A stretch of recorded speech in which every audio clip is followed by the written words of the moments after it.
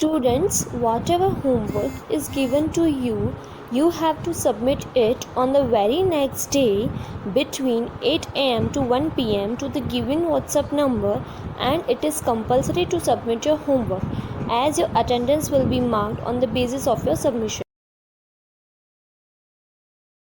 टुकनौंद सरदार वल्लभ भाई पटेल।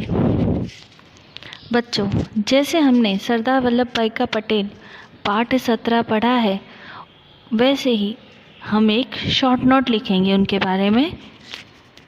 સરદાર વલ્લભભાઈ પટેલનો જન્મ 31 ઓક્ટોબર 1875ના દિવસે નડિયાદમાં થયો હતો.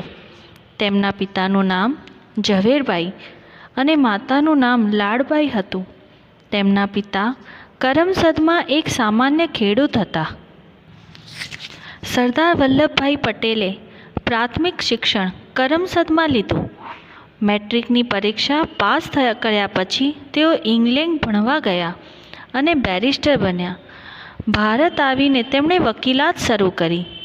ગાંધીજીની મુલાકાત પછી તેઓ આઝાદીની ચળવળમાં જોડાઈ ગયા. आज़ादी के लिए जो लड़त गांधी जी लड़ रहे थे उनके साथ वो जुड़ गए. તેમણે બારડોલી સત્યાગ્રહની આગેવાની લીધી. આગેવાની मतलब आगे होके सारे काम किए. તેમણે વિજય મેળવ્યો. उसमें उनको विजय भी मिला અને અંગ્રેજ સરકાર પાસે ખેડૂતોનું મહેસૂલ માफ़ करायो. जो लगान भरना पड़ता था खेडूत को, वो भी उन्होंने अंग्रेज़ों से माफ़ करवाया. ત્યારથી તેઓ સરદાર કહેવાયા. આઝાદીની લડત દરમિયાન તે ઘણીવાર જેલમાં ગયા હતા. દેશ આઝાદ થતાં વલ્લભભાઈ ભારતના ગૃહમંત્રી અને નાયબ વડાપ્રધાન બન્યા હતા. તે વખતે દેશમાં 562 દેશી રજવાડા હતા. આ રજવાડાને ભારત સંઘમાં જોડવાનું કામ ઘણું કપરું હતું. जब सरदार वल्लभभाई पटेल गृह मंत्री और बड़ा प्रधान बने, उस समय पूरे देश में 562 देसी रजवाड़े थे और उन रजवाड़ों को भारत के साथ जोड़ने का काम बहुत ही ज़्यादा कठिन था. वल्लभभाઈએ ધીરજથી અને કુનેહથી સૌને સમજાવી તે કાર્ય પાર પાડ્યું. और ये काम वल्लभ भाई पटेल ने बहुत धीरज और शांति से समझाकर और काम पूरा किया. आથી તેઓ लोखंडी पुरुष कहवाया. ये ऐसा कठिन काम जो उन्होंने अपनी समझदारी से किया, इसीलिए उनको नाम मिला है लोखंडी पुरुष. वल्लभभाઈએ સોમનાથ મંદિરનો જીર્ણોદ્ધાર કર્યો હતો.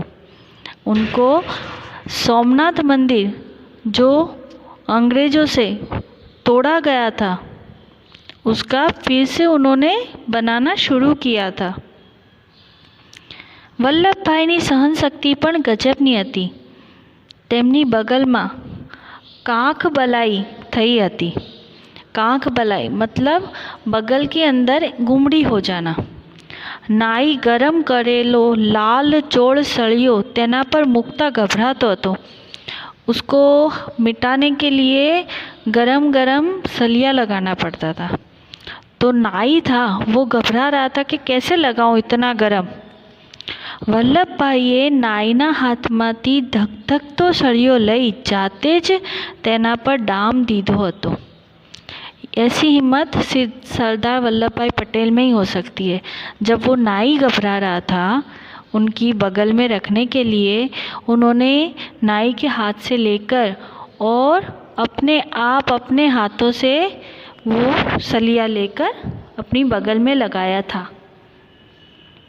વલ્લભભાઈના નિડરતા, સાહસિકતા અને કુનેહ જેવા ગુણો આપણા માટે પ્રેરણારૂપ છે. 15 ડિસેમ્બર 1950ના રોજ આ મહાન નેતાનું અવસાન થયું હતું. આજે પણ આપણા દેશને આવા આદર્શ નેતાઓની જરૂર છે. નિબંધ સ્વાસ્થ્યનું મહત્ત્વ. જીવનમાં સફળતા પ્રાપ્ત કરવા માટે સારું સ્વાસ્થ્ય બહુ જ જરૂરી છે. हमको जीवन में सफलता प्राप्त करनी है तो सबसे पहले हमारा स्वास्थ्य मतलब शरीर सही होना चाहिए. क्योंकि अगर हमारा शरीर की स्वस्थता सही नहीं है तो हम कोई भी काम में मन नहीं लगा पाएंगे। अगर शरीर में कहीं भी दर्द, दुख, पीड़ा कुछ भी होती है तो हमारा ध्यान उधर ही केंद्रित रहता है। ना हमारा खाने में मन लगता है, ना खेलने में लगता है, ना पढ़ाई में लगता है। तो इसीलिए कहते हैं कि जीवन में अगर सफल होना है तो सबसे पहले अपने स्वास्थ्य पर ध्यान देना चाहिए। વિદ્યાર્થી જો સ્વસ્થ નહીં રહે તો ભણવામાં મન નથી લાગતું। તે હંમેશા પોતાને નબળું મહેસૂસ કરે છે। वो अपने आप को हमेशा कमज़ोर महसूस करता है। संतुलित भोजन खावाती स्वास्थ्य स्वस्थ बनी रहे छे। संतुलित, सब तरह से समान हो ऐसा भोजन खाने से हमारा स्वास्थ्य सही बना रहता है। આપણા ભોજનમાં પ્રોટીન, વિટામિન तथा आवश्यक खनिज तत्वों ने लेवा જોઈએ। हमको खाने में जिस खुराक से प्रोटीन, विटामिन्स और कई ऐसे मिनरल्स मिलते हो वैसा ही खाना खाना चाहिए। આપણે સમયસર ભોજન લેવું જોઈએ। સ્વસ્થ રહેવા માટે સ્વચ્છતા પર ધ્યાન આપવું જોઈએ। ઘરમાં સૂર્યનો પ્રકાશ પર્યાપ્ત માત્રામાં આવવો જોઈએ। રાત્રે જલ્દી સૂવાથી અને સવારે વહેલા ઉઠવાથી स्वास्थ्य तंदुरुस्त रहे छे। हमको हमारे घरों के अंदर भी स्वच्छता रखनी चाहिए। अगर स्वच्छ नहीं है तो वो भी हमको हानिकारक है। जैसे घर में अच्छी तरह हवा, उजास अच्छा आना चाहिए।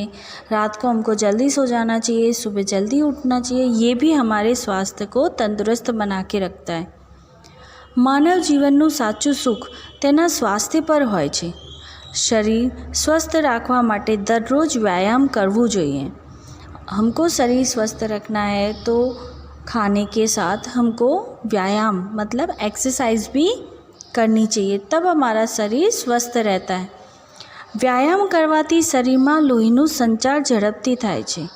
शरीर तंदुरुस्त અને मन प्रसन्न रहे છે। अगर हम व्यायाम करते हैं तो हमारा ब्लड सर्कुलेशन भी अच्छी तरह होता है, जिससे हमारा शरीर भी तंदुरुस्त रहता है और मन भी प्रसन्न रहता है। તેવી જ રીતે રમતગમત પણ એક પ્રકારનો વ્યાયામ જ છે। जो बच्चे बाहर गेम खेलते हैं वो भी एक तरह से उनके लिए एक्सरसाइज ही है। તેથી સમય પ્રમાણે રમતગમત પણ કરવી જોઈએ। बीमारी मेहनतू लोगों पर असर करती नहीं। ऐसा कहने में आता है कि जो इंसान मेहनत करता है उसको कभी भी कोई बीमारी टच भी नहीं होती। गंदा અને આળસુ લોકોને જ बीमारियों घेरी ले છે। जो लोग गंदे, आलस से भरे हुए होते हैं उनको कोई भी बीमारी बहुत जल्दी लग जाती है। તેથી હંમેશા આળસ અને ગંદકીથી દૂર રહેવું જોઈએ અને મહેનતથી કામમાં મશગૂલ રહો। इसीलिए हमेशा हमको आलस और गंदगी से दूर रहना चाहिए और मेहनत में ही अपना काम करना चाहिए। નિબંધ આપણો રાષ્ટ્રીય પક્ષી મોર। રાષ્ટ્રીય પક્ષી મોર मतलब नेशनल बर्ड पीकॉक। मोर એ મારું પ્રિય પંખી છે। પંખી मतलब બર્ડ। બધા પંખીઓમાં મોર સૌથી વધુ રૂપાળું છે। મોરને સુંદર અને રંગબેરંગી પીંછા હોય છે। મોરને માથે કલગી હોય છે। તેની ડોક ભૂરી હોય છે। તેનું શરીર ભારે હોય છે, તેથી તે વધારે ઊંચે ઉડી શકતો નથી। મોર વનમાં, ખેતરમાં અને મોટા બંગલાના કમ્પાઉન્ડમાં જોવા મળે છે। મોર દાણા અને જીવડા ખાય છે। મોર સાપને મારી ખાય છે, તેથી તે સાપોનો દુશ્મન ગણાય છે। ચોમાસામાં મોર આનંદમાં આવીને કળા કરે છે। તે વખતે તે ખૂબ જ સુંદર લાગે છે। सबसे पहले मोर की सुंदरता बताई है, फिर वो क्या खाता है। जैसे खेत में, जंगल में कीड़े मकोड़े, फिर सांप, ये सब खाता है। और जैसे ही बारिश आती है तो वो और भी कड़ा मतलब अपने रंग दिखाता है, नृत्य करता है और उस समय वो बहुत सुंदर लगता है।